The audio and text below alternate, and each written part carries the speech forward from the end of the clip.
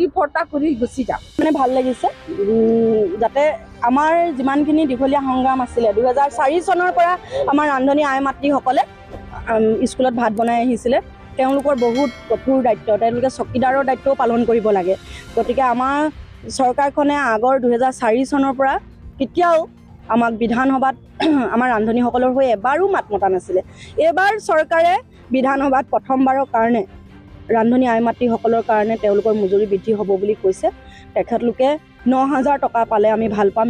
ইতিমধ্যে কোৱা নাই চৰকাৰে যে কিমান দিব, কোৱা নাই, কিন্তু এককালীন সাহাৰ্য এটা দিব চৰকাৰে।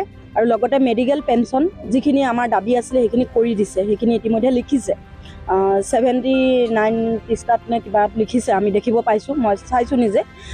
চৰকাৰক সেইকাৰণে আমি ধন্যবাদ জনাইছোঁ। চৰকাৰে যাতে যিখিনি আমাক প্ৰতিশ্ৰুতি দিছে কৰিম বুলি, যাতে ইলেকশ্যনো আহি আছে, সেইকাৰণে যাতে ইলেকশ্যনৰ কাৰণে ফুটুকাৰ ফেন হ'ব নালাগে, যাতে পইচাটো দিম বুলি কৈছে, ছাৰে দিব বুলি আমি আশা কৰিছোঁ। আমি মুখ্যমন্ত্ৰী ডাঙৰীয়াক ধন্যবাদ জনাইছোঁ, শিক্ষামন্ত্ৰী ডাঙৰীয়াক ধন্যবাদ জনাইছোঁ। শিক্ষামন্ত্ৰী ডাঙৰীয়াই যিটো আমাক ছাৰে যিবাৰে লগ কৰিব যাওঁ সেইবাৰে কয় যে আপোনালোকৰ বিষয়টো আমি চাই আছোঁ। আগৰ শিক্ষামন্ত্ৰীৰ নিচিনা নহয়, আগৰ যিকেইজন আমি শিক্ষামন্ত্ৰী আছিলে তেওঁলোকে কেতিয়াও আমাক লগ কৰা নাছিলে। বিত্তমন্ত্ৰী আগৰ লগ কৰা নাছিলে, কিন্তু এইবাৰ আমাক অজন্তা বাইদেউ আমাক লগ কৰিছিলে। অজন্তা বাইদেউ আমাক কৈছে যে আপোনালোকৰ মাননি বৃদ্ধি হ'ব, কিন্তু কিমান হ'ব এতিয়ালৈকে কোৱা নাই। আমাৰ দাবী আছিলে 9,600 টকা। 9,600 টকাটো যদিও নিদিয়ে 6,000 টকা এটা আমি দিব বুলি ভাবি আছোঁ, কিন্তু আমি পালে সুখী হ'ম। আৰু এককালীন সাহাৰ্য দিম বুলি কৈছে, সেইটোতো আমি ভাল পাইছোঁ। মেডিকেল পেঞ্চন সেইখিনিও কৰি দিম কৈছে।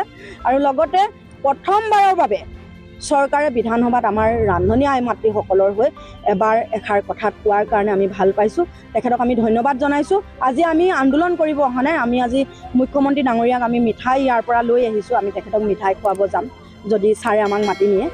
সেইকাৰণে আমি তেখেতক বহুত বহুত ধন্যবাদ দিছোঁ, আৰু লগতে শিক্ষামন্ত্ৰী ডাঙৰীয়াক ধন্যবাদ দিছোঁ। সেইকাৰণেহে আমি আজি ইয়াত আহিছোঁ।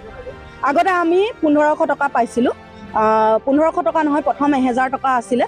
যেতিয়া মই নিজৰ চুলিখিনি খুৰাই দিব লাগিব, সেইটো ক'বই লাগিব, মুণ্ডন কৰিছিলোঁ। মুণ্ডন কৰাৰ পিছত 500 টকা এটা তেতিয়া দিছিলে। তেতিয়া আপোনাৰ মুখ্যমন্ত্ৰী শিক্ষামন্ত্ৰী দায়িত্বত আছিলে। তাৰপিছত আমাক 500 টকাটো দিয়াৰ পিছতো বহুত পইচা মানে জমা কৰি থৈছিলে, আমি পোৱা নাছিলোঁ। তেতিয়া আপোনাৰ শিক্ষামন্ত্ৰী বেলেগ আছিলে। তাৰপিছত যেতিয়া শিক্ষামন্ত্ৰী ছাৰ নতুনকৈ আহিলে বাজেটত, তেতিয়া গোটেই পইচা মুকলি কৰি দিলে। তাৰ লিষ্টখন মোৰ লগত আছে। আমাৰ ৰান্ধনীসকলে ক্লিয়াৰে পাইছে, এতিয়ালৈকে ক্লিয়াৰ পাই আছে। আজি 4 দিনৰ আগতো 1,000 টকা এটা সোমাইছে। পইচা পাই থাকে। 5 তাৰিখে সোমাইছে 1,000 টকাটো, আৰু সম্পূৰ্ণ আমাৰ পইচা কোনো পাবলগীয়া নাই। কিন্তু এতিয়া অক্টোবৰৰ, এইটো মাহৰ কিন্তু পইচা পাব, কিন্তু অক্টোবৰৰ 1 তাৰিখৰ পৰা চৰকাৰে যিটো আমাক পইচা দিম বুলি কৈছে সেইটো সোমাব। কিমান সোমাব আমি গম পোৱা নাই, কিন্তু অক্টোবৰ মাহত আমি গম পাম। আৰু যদিহে আমি চৰকাৰক আৰু এটা কথা কৈছোঁ, যদিহে ছাৰ আপোনালোকে আমাক 9,000 টকা নিদিয়ে বা 6,000 টকা নিদিয়ে, তেতিয়াও কিন্তু আমাৰ প্ৰতিবাদ বন্ধ নহয়। তেতিয়া কিন্তু আমি নৱেম্বৰৰ পৰা আমি আকৌ প্ৰতিবাদ কৰিম।